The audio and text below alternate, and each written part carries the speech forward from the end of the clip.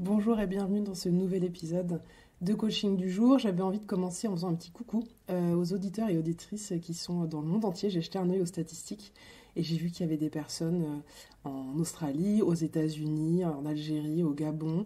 Et je trouve ça incroyable. Donc voilà, coucou à tous et à toutes en France ou hors de nos frontières qui écoutaient ces épisodes. Alors aujourd'hui, j'avais envie de vous parler d'une thématique que j'aime beaucoup, la thématique des compliments. Alors pourquoi est-ce qu'on s'intéresse aux compliments en développement personnel? Pour moi, il y a deux aspects. Il y a l'aspect des compliments reçus et l'aspect des compliments donnés. Alors sur les compliments reçus, on peut faire le lien avec l'estime de soi, la manière dont on se voit et la confiance en soi. Oui, je suis en capacité de le faire. Oui, je suis une personne qui a de la valeur. Je m'estime, je m'aime. Le fait d'accepter des compliments, en fait, permet d'améliorer l'estime de soi dans la mesure où ça va nous aider à faire rentrer dans notre tête que oui, on a de la valeur en tant que personne, et oui, nos qualités sont visibles, appréciées. Euh, et souvent, en fait, ce dont on peut se rendre compte quand on nous fait un compliment, alors c'est pas tout le monde, hein, mais quand même, il y a une tendance à minimiser un compliment. Par exemple, ah ben oui, c'est une petite robe de rien du tout que j'ai trouvé pas chère. On peut aussi dévier un compliment en changeant de sujet. On peut même nier, clairement. C'est quelqu'un qui peut vous dire ah tiens, t'as bonne mine aujourd'hui. Et on va répondre ah ouais, tu trouves pourtant, moi je suis crevée et je me trouve une sale gueule. C'est-à-dire qu'en fait, on va complètement rejeter le compliment que la personne va nous faire. On peut aussi se justifier. Ah oui, tu sais, j'ai eu beaucoup de chance, j'ai été aidée, etc. Et en fait, toutes ces tendances reviennent quelque part à rejeter plus ou moins directement le compliment. Alors pourquoi? Parce qu'on se sentirait gêné d'être valorisé, parce que c'est mal élevé d'être trop mis en avant, ça c'est quand même très très français. C'est pas bien de trop vouloir se mettre en valeur, ça veut dire qu'on se la pète, qu'on est arrogant, etc. Alors, cette culture française de la modestie poussée un peu à l'extrême, par opposition par exemple à la culture américaine, qui peut être une culture de survalorisation. Par exemple dans le système scolaire, on va tout de suite dire aux gens ah bravo, c'est super ce que tu fais, c'est génial, alors que c'est moyen. Et en France, ça va être l'inverse, c'est-à-dire si on prend un exemple culturellement, une exception culturelle de chez nous, que je connais bien pour y être passé, les classes prépa. Alors je vous renvoie au film La Voie Royale qui est en ce moment au cinéma, où à l'inverse, on va faire progresser les gens, non pas en les valorisant, mais en les... Alors, peut-être pas aller jusqu'à l'humiliation, mais en tout cas, plutôt sur une pression négative. C'est-à-dire en rendant vraiment difficile l'obtention de résultats et en appuyant systématiquement sur toutes les petites choses qui vont pas, sans valoriser forcément celles qui vont. Parce qu'on est bien d'accord que déjà, si on rentre en prépa, c'est qu'il y a quand même des choses qui vont pas trop mal. Bon. Donc, si vous voulez, moi, je vous propose de laisser un petit peu de côté cette culture de la surmodestie et en fait de juste rester à un niveau qui soit ni de l'arrogance, ni un côté un peu dévalorisant, mais une acceptation pleine et entière de la perception que d'autres gens ont de vous, de ce que vous faites, qui soit positive. Alors concrètement, un petit exercice en deux étapes. La première, il s'agirait juste de rien changer à la manière dont vous vous comportez, d'observer vos ressentis et vos réactions lorsqu'on vous complimente. Vous ne changez rien à votre manière de faire, vous continuez sans réfléchir, mais juste vous observez comment vous vous sentez et vous observez comment vous réagissez. Une fois que vous en avez assez de faire ça, la deuxième étape consiste en fait, lorsqu'on vous fait un compliment, quel qu'il soit, quel que soit le sujet, etc., ça consiste à répondre seulement merci, avec un sourire. Rien d'autre. Sans regarder par terre, on essaie de ne pas se tortiller, on essaie de ne pas minimiser, réfuter, justifier, nier, dévier, tout ce que j'ai évoqué un petit peu plus haut. Et juste on accueille. Donc merci avec un sourire. Observez déjà ce que ça vous demande de mettre ça en place et observez si ça vous met dans l'inconfort. C'est fort probable que oui. Mais vous allez voir, plus vous allez le faire, plus ça va devenir naturel. Et là-dedans, si vous voulez, il y a un truc qui est intéressant. Il s'agit aussi d'accepter que quelqu'un n'ait pas forcément la même opinion que la vôtre. Partez du principe que les compliments en général sont sincères, sinon on ne va pas s'en sortir. Et partez du principe que le point de vue de quelqu'un sur quelque chose de valeur qui vous concerne, bah, il est valable en fait. Alors peut-être que vous n'êtes pas d'accord, mais en fait ça ne dévalorise pas son point de vue. Voilà, donc vous pouvez tenter sur cette question des compliments reçus, ces exercices, et vraiment apprendre à accepter un compliment en disant seulement merci avec un sourire et de voir comment ça se passe et qu'est-ce que ça a comme conséquences pour vous. Alors, sur les compliments donnés. Moi, j'ai grandi en étant très valorisée par ma maman. Donc pour moi, c'est assez naturel, je crois, de complimenter les gens. Je le fais beaucoup. Alors, parfois, ça a pu même donner lieu à des petits malentendus.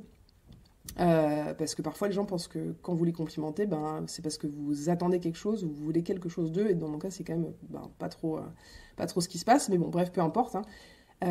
Et c'est vrai que j'ai la chance d'avoir une grande capacité à l'émerveillement, d'une part, et au fait de l'exprimer d'autre part. Après, quand j'ai fait ma formation de coaching, il y a maintenant presque 10 ans, dis donc, il y avait des exercices hyper intéressants où on avait l'occasion de tester dans la vraie vie le fait de faire sourire 5 personnes inconnues par jour, pendant, je sais pas, une semaine. Voilà. C'est des petits défis comme ça.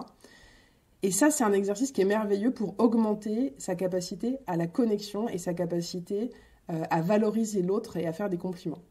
Ce qui est chouette dans ces exercices. Alors, vous n'êtes pas obligé d'aller jusqu'au niveau un petit peu coaching où en fait vous prenez des personnes complètement inconnues dans le métro, dans les boulangeries, tout ça, parce que voilà, ça peut être un bond trop loin de vos habitudes. Je m'excuse un petit peu pour les petites toux, mais j'ai la voix pas très solide depuis quelques semaines et je me suis dit que si j'attendais que ça soit complètement guéri pour faire un podcast, je n'en ferai jamais. Donc voilà, je compte sur votre tolérance aux petits bruits de toux et je m'en excuse. Donc vous n'êtes pas obligé de prendre 5 personnes inconnues par jour, mais par contre, vous pouvez le faire avec les gens de votre entourage. Et vous allez voir, c'est merveilleux. Vous allez faire plaisir aux personnes concernées et vous allez vous faire plaisir à vous. Il y a quelque chose de vraiment très beau dans le fait de complimenter les gens, de valoriser les gens. Et on n'a pas forcément l'habitude de le faire. Et donc vous pouvez à un moment donné faire un entraînement qui est un petit peu artificiel dans la forme, mais qui en fait vise à muscler cette espèce de réflexe qu'on n'a pas forcément pour qu'après ça soit un acquis et quelque chose de plus naturel. Alors je mets un petit bémol à cette histoire de compliments sur le fait qu'il puisse y avoir des compliments, donc là je parle des compliments reçus ou donnés, les deux, qui puissent être un petit peu de l'ordre du passif-agressif. Par exemple, « Ah ben dis donc, super, tu rentres enfin dans ta robe !» Bon, voilà. Ce genre de trucs, évidemment, ce ne sont pas des compliments, ce sont des communications indirectes et parfois même insultantes. Donc ça, on le laisse de côté, que ça soit reçu, on peut très bien renvoyer à la personne que ces remarques-là, on s'en passe, et éviter, évidemment, de les donner. Il y a aussi des cas particuliers sur la notion de compliment. Moi, je sais que j'ai déjà eu une cliente en accompagnement individuel qui était objectivement très belle dans le sens où il y a quand même des physiques qui sont de manière assez universelle trouvés beaux. Bon, très bien. Cliente très belle, et en fait c'était très compliqué pour elle de recevoir des compliments sur son physique, parce qu'en fait ça lui avait rendu la vie très difficile. Entre autres, elle avait été victime d'attouchements sexuels, donc en fait il y avait un lien qui s'était créé dans sa manière de voir le monde. Sa beauté en fait était un danger ou un obstacle. Donc un danger parce qu'elle avait vécu des agressions, et un obstacle parce qu'en gros, ça avait été compliqué aussi dans sa vie professionnelle, parce qu'il traîne encore quand même les vieux trucs sur les femmes très belles ne peuvent pas être en même temps intelligentes et compétentes. Je ne vais pas commenter là-dessus, n'empêche que ça reste, je pense, une réalité pour certaines personnes dans leur vécu professionnel. Donc si vous voulez, vous pouvez vous apercevoir que il y a des gens à qui vous allez vouloir faire des compliments, et ça peut être parfois très mal reçu. Soit c'est le sujet qui pose un problème, soit c'est le simple fait d'être complimenté, mais parce qu'il y a des gens en fait, soit donc, qui ont vécu des choses, soit qui ont une estime d'elles-mêmes très basse en fait, et peu importe le pourquoi, il y a des gens pour qui ça reste quasiment impossible d'accepter un compliment, d'entendre un compliment. Elles peuvent avoir l'impression qu'on veut obtenir quelque chose d'elles, qu'on veut les manipuler, etc. Dans ce cas-là, si vous voulez, s'il s'agit de personnes de votre entourage proche, soit vous arrêtez, parce que finalement ça ne sert pas à grand-chose, et vous trouvez d'autres moyens de faire plaisir aux gens. Il y a plein d'autres moyens que les compliments. Vous pouvez aussi choisir d'avoir cette conversation avec la personne en disant « J'ai l'impression que quand je te dis que je trouve que ce que tu as fait est super ou que tu es trop belle, machin, j'ai l'impression qu'en fait ça ne te fait pas forcément plaisir. Et est-ce que tu peux me confirmer ça ? Est-ce qu'on peut en parler ? » Voilà, librement. Donc ça, voilà, il y a des petites exceptions. Le compliment n'est pas forcément une manière adaptée de valoriser l'autre. Et ça, vous pouvez le garder en tête et en discuter avec les personnes. Mais très majoritairement, le compliment, c'est quand même une réussite, ça fait toujours plaisir. N'hésitez pas à faire des tests là-dessus, faites-vous plaisir. Faites-moi des retours, parce que il n'y a rien que j'aime plus que quand les gens me disent « Ah, j'ai écouté ton podcast et j'ai fait tel exercice, j'ai testé tel truc et c'était canon. » Merci à ceux et celles qui le font depuis le début. Ça peut être un petit message sur Facebook, Instagram. Voilà, n'hésitez pas, ça me touche vraiment et ça me motive à continuer à produire du contenu pour vous. Merci d'avoir écouté cet épisode et bravo d'avoir pris ce temps pour vous. Pensez à transmettre le lien aux personnes qui pourraient en bénéficier.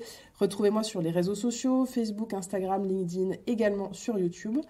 Pour un coaching personnalisé, cliquez sur l'onglet Contact de mon site internet www.maeliagrio.com et à très bientôt pour un nouvel épisode de Coaching du jour.